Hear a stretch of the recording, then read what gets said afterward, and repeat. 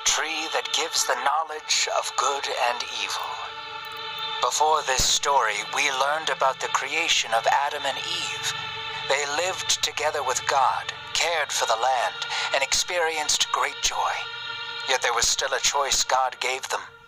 Now we will learn more about that choice, the tree of life and the tree of the knowledge of good and evil, and Adam and Eve's temptation to choose against God, inspired by the book of Genesis.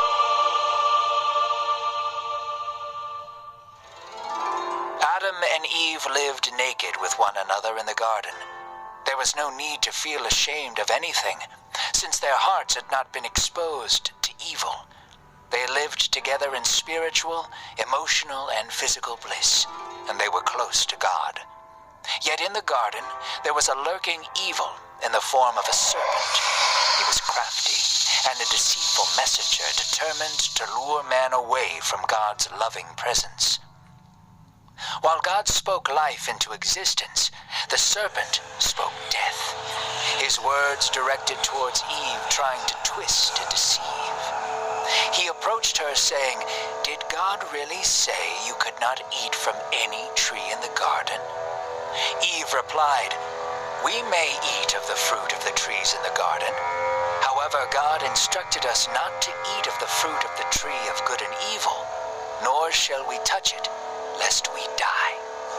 The serpent, knowing that pride was the path away from God, said, "You will not surely die. God knows that when you eat of it, your eyes will be opened, and you will be like Him, knowing all good and evil." This enticed Eve, and has enticed humanity for all generations after her. The possibility of being our own gods has directed the path of evil for thousands of years. Eve, filled with a deep curiosity and desire to be like God herself, ate the fruit. She did this with Adam beside her. She looked to Adam, the man supposed to care for her heart, and gave him the fruit also. Adam saw the fruit and saw that it was good to eat, so he ate it too. By eating the fruit, they sacrificed eternal intimacy with the one who had breathed life into them. At this moment, the relationship humanity had with God was fractured. Their eyes were opened to the existence of evil, and their hearts were exposed to sin and the shame it caused. No longer cloaked with God's righteousness, Adam and Eve saw their nakedness for the first time and were ashamed. Their physical nakedness represented a deep spiritual nakedness. They desperately looked to cover themselves up with leaves, although no clothes would ever cover their true shame. God was walking through the quiet of the garden. Adam and Eve heard him and immediately hid themselves. God, knowing full well what had happened, called out, "Adam, where are you?" Adam replied, "Here I am. I am naked and afraid for you to see me." Adam's fear of being seen naked revealed a much deeper separation between him and God. God, with both intense anger and loving compassion, said, "Who told you that you were naked? Have you eaten of the tree I commanded you not to eat?" Adam fell deeper and deeper into his own shame and tragedy. He pointed towards Eve, his companion, and the woman he was meant to love and protect, and threw blame towards her. "The woman you gave me, she gave me the fruit."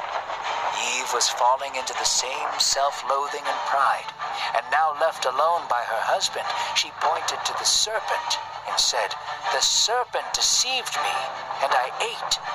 God looked to the serpent and said, "Because of this, you are cursed to crawl and eat dust for the rest of your days.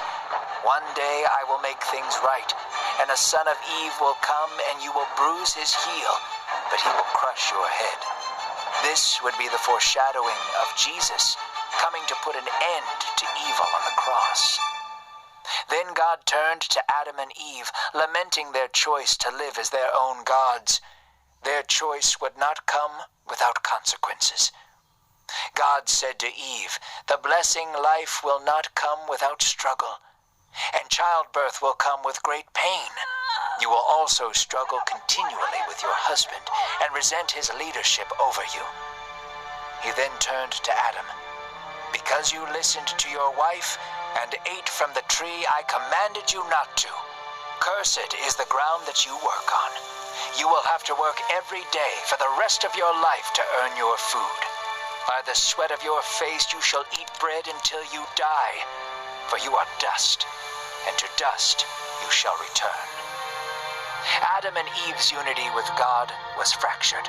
Their knowledge of evil caused their hearts and their bodies to feel pain.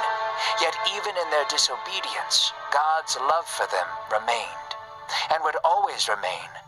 He killed an animal and made clothes for them.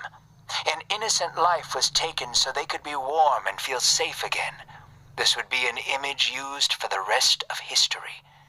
God cast Adam and Eve from the Garden of Eden and put an angel with a fiery sword to keep them away from the tree of life forever.